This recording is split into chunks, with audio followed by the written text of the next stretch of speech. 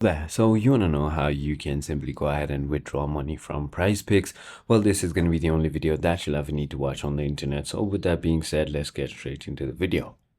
First things first, simply go ahead and open any browser that you prefer using and then navigate to the menu. So open the PrizePicks app or website, tap the menu icon in the top left corner of the screen, click on your profile icon or menu in the top right corner. And then from the menu options, choose a request withdrawal. Confirm you meet the following conditions. So you have to have a minimum of $10 available to withdraw.